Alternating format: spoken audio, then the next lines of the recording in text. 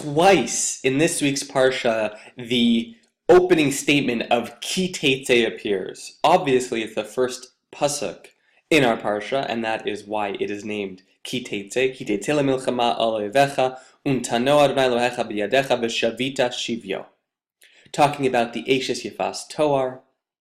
And of course, there are a lot of Vortlecha Milchemes Arashus, Hakatuv Medaber, talking about the Milchem with the Yetzer, talking about the Eishes Yefas Toar, and the breakdown, the Machloksim, of why it is that when you take home a Shivya, that she must sit for 30 days and cut her hair and her nails and mourn her family or mourn the loss of her Avodah Zarah or get over her Avodah Zarah and convert into Judaism, different vorts. But then there's a second time that Ki Teitzei appears, and it's later on in the Parsha where instead of Ki Teitzei le'milchama al oyevecha, the pasuk says Ki Teitzei machane al oyevecha. But let's focus on the first Ki Teitzei for a second and see how it connects to the second one. So, as we talked about with the Eishes Yefas Toar, we have our captive preparing to be our captive bride. And she sits for 30 days and she mourns Yerachemim, a month. And the Zohar famously says, that is Elul. The month is Elul. So what's the connection between the Eishes Yefas Toar and Elul? So my Rebbe, Rav Jake Vidamlansky, he quoted in the name of his Rebbe, the Rosh Hashiva of Shalavim, in Elehem Oadai, explains, based on the halacha, that when it comes time to say, in Sukkot time, in Shmini Atzeres, we're gonna switch over from Morid Atal to Mashiv Haruach or Morid Geshem.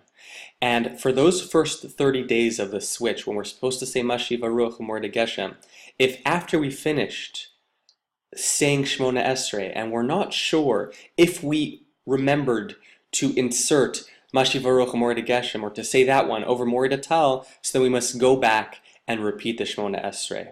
However, after 30 days have passed, it has become a routine and we assume that we have said the correct words. It takes 30 days to establish a routine. It takes 30 days for the Eishes Yefas Toar to open up to a new world.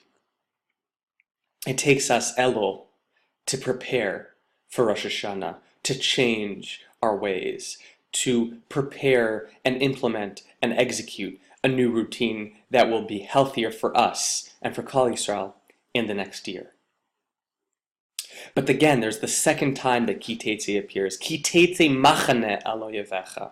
So this is a very weird terminology. We've seen Ki Teitzei le'milchama before in Shoftim, but Ki Teitzei machane al oyevecha. It's weird. Generally, it is not the encampment that goes to war, it is the soldiers.